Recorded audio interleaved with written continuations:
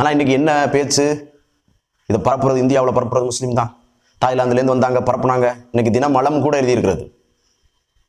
இந்த கொரோனாவினுடைய இவ்வளவு கொடிய நேரத்தில் கூட அதனுடைய கோர புத்தியை தினமலம் இன்றைக்கு வெளிப்படுத்தி இருக்கிறது.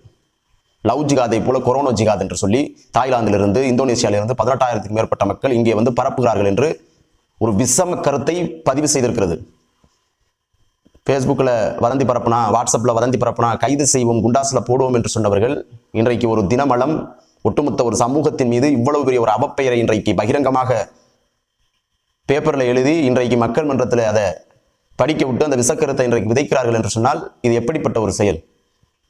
இன்றைக்கு அந்த பேப்பரின் மீது, அந்த தினமலத்தின் மீது பல வழக்குகள் பதிவு செய்யப்பட்டிருக்கிறது. கோர்ட்டில் மனு போட்டிருக்காங்க. அது குறித்த சட்ட ரீதியான நடவடிக்கைகள் எடுக்கப்பட்டு கொண்டிருக்கிறது. ஆனால் எந்த அளவுக்கு தன்னுடைய கோர புத்தியை இன்றைய நிலையில் கூட அரசு எதுவும் சொன்னுச்சா? 18,000 பேர் வந்திருக்கிறாங்க, நாங்கள் அவங்க தான் இதுக்கு முழுக்க காரணம் என்று அரசு சொன்னிச்சா? மத்திய மாநில அரசுகள் சொன்னதா? நீங்கள் மதுரையில் கூட தாய்லாந்தை சார்ந்தவர்கள் என்று சொன்னீர்கள். அவர்களே இன்றைக்கு கொரோனாவினுடைய அந்த சிகிச்சை மேற்கொண்டு அவர்களுக்கு கொரோனா தொற்று இல்லை என்று மதுரை மாவட்ட ஆட்சியர் அறிவித்திருக்கிறார். அரசு அறிவித்திருக்கிறது, அவர்களால் கிடையாது, அவர்களுக்கு தொற்று கிடையாது என்று. அப்ப சர்வதேச அளவில் யாரெல்லாம் வெளி நாடுகளிலிருந்து உள்ளே வந்தார்களோ, அது குப்பனோ சுப்பனோ யாராக இருந்தாலும் சரி, அவர்களை தனிமைப்படுத்திக் கொள்ளுங்கள் என்று அரசு சொல்கிறது. மதம் பார்த்து வராது, இனம் பார்த்து வராது, ஆள் பார்த்து வராது, யாருக்கும் வரும். எனவே நீங்கள் தனிமைப்படுத்திக் கொள்ளுங்கள் வெளிநாடுகளில் இருந்து வரக்கூடியவர்களை. அதைத்தானே சொல்கிறார்கள். இந்த மதத்துக்காரர்கள் இதற்காகவே தயார் செய்ய. அப்படியா? சைனாவில் யார் நடந்தது? அமெரிக்காவில் எப்படி? அப்ப இப்படிப்பட்ட நேரத்தில் கூட இன்றைக்கு சங்கிகள் மக்கள் இன்றைக்கு பரிதவித்துக் கொண்டிருக்கிறார்கள்.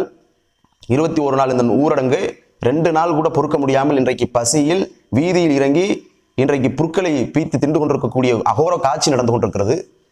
இன்றைக்கு டெல்லியினுடைய, இந்தியாவினுடைய தலைநகரமாக இருக்கக்கூடிய டெல்லியில் மட்டும் ஆயிரக்கணக்கான கூலி தொழிலாளர்கள், வேறு மாநிலத்திலிருந்து இடம்பெயர்ந்தவர்கள் இன்றைக்கு சொந்த மாநிலத்திற்கு டெல்லியில் இருக்க முடியல, வசிக்க முடியல, சாப்பிட்றதுக்கு பொருளாதாரம் கிடையாது, தங்குவதற்கு வீடு இல்லை, வாடகை கொடுக்க முடியல, காலி பண்ண சொல்லிட்டாங்க என்று சொல்லி உத்தரப்பிரதேசத்தை நோக்கி, பீகாரை நோக்கி, ஒரிசாவை நோக்கி சாறை சாறையாக நேற்றைய தினம் மட்டும் டெல்லி எல்லையை 10,000 நபர்கள் ஒரே நேரத்தில் மிகப்பெரிய அளவிற்கு கூட்டம் கூடி வெவ்வேறு மாநிலத்திற்கு சென்று கொண்டிருக்கிறார்கள்.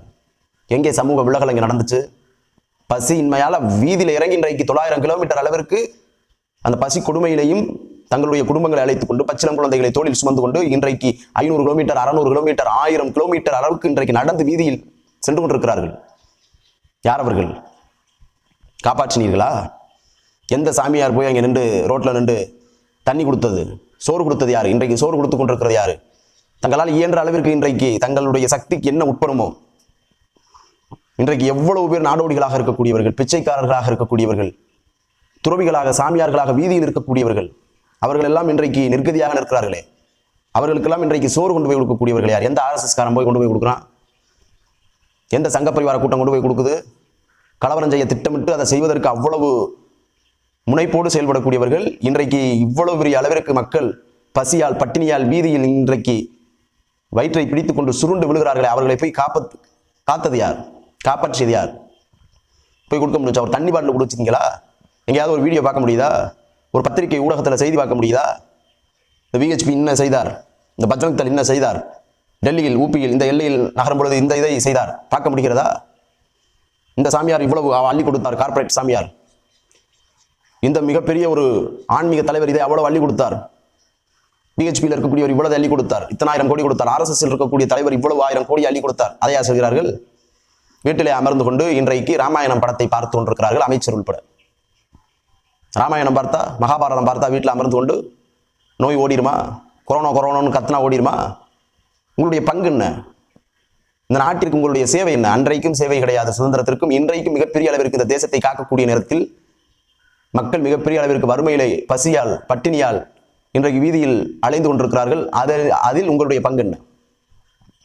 ஆனா என்ன, வீட்டில் உட்கார்ந்து கொண்டு ஃபேஸ்புக்கில், வாட்ஸ்அப்பில் அவன் தான் பரப்புனா, இன்னும் ஜிகாத் இப்படி என்று வாய்க்கு வந்ததை பரப்பி கொண்டிருக்கிறார்களே தவிர வழக்கம் போல இன்றைக்கு களத்தில் நின்று இன்றைக்கு அத்துணை மக்களையும் பாதுகாப்பதும் உங்களை தவிர பாக்கி அனைத்து சமூகமும் இன்றைக்கு வீதியில் மக்களுக்கு தங்களால் இயன்றதை செய்து கொண்டிருக்கிறது.